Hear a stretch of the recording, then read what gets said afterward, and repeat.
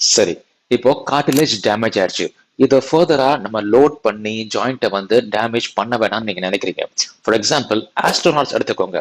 இவங்களுக்கு வந்து விண்வெளியில ஜாயிண்ட்ல எந்த லோடுமே கிடையாது. இவங்க பூமிக்கு திரும்பி வரும்போது தான் இவங்களுக்கு கார்டிலேஜ் திருப்பி ரீக்ரோ ஆகுது. ஒரு ஸ்டடியில ஒரு குரூப் ஆஃப் ரன்னர்ஸ் எடுத்து எம்ஆர்ஐ ஸ்கேன் பண்ணிருக்காங்க. இதுல அவங்க என்ன கண்டுபிடிச்சிருக்காங்கன்னா, ரன்னர்ஸ்க்கு செடன்டரி இண்டிவிஜுவல்ஸோட, அதாவது எப்போதுமே உட்கார்ந்து இன்ஆக்டிவா இருக்க இண்டிவிஜுவல்ஸோட கார்டிலேஜ் திக்கா இருக்குன்னு சொல்றாங்க. அடுத்த பாயிண்ட், கார்டிலேஜுக்கு பிளட் சப்ளை எதுவுமே கிடையாது. சோ இதுக்கு எப்படி நியூட்ரியன்ஸ் கிடைக்குது? நம்ம ஜாயிண்ட்டை கம்ப்ரஸ் பண்ணும்போது, இதை நீங்க வெயிட் போட்டு நடக்கும் போதுதான் இதுக்கு வந்து நியூட்ரியன்ஸ் கிடைக்குது. கார்டிலேஜ்ல கான்ட்ரோசைட்ஸ்னு ஒரு ஸ்பெஷல் செல்ஸ் இருக்கு. இந்த கான்ட்ரோசைட்ஸ் தான் கார்டிலேஜ்ல அந்த ஸ்டிக்கினஸ் கொடுக்குது. சோ இந்த கான்ட்ரோசைட்ஸ்க்கு லோடிங்னா ரொம்ப பிடிக்கும். நீங்க கரெக்டான லோடு கொடுக்கும் போது அந்த இடத்துல கொலாஜன் ஃபார்மேஷன் பர்ஃபெக்டா நடக்குது.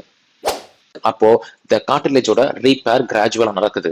சோ இதை நம்ம வந்து வேர் அண்ட் டேர் அப்படின்னு சொல்றதுக்கு பதிலா வேர் அண்ட் ரீபேர்னு சொல்லலாம். நீங்க ஜாயிண்ட்ல லோட் பண்றது தான் முக்கியம். சரி, அதெல்லாம் இருக்கட்டும். பின்ன ஏன காலை நீட்டும் போது, மடக்கும் போது, நடக்கும் போது எல்லாம் வலி வருது?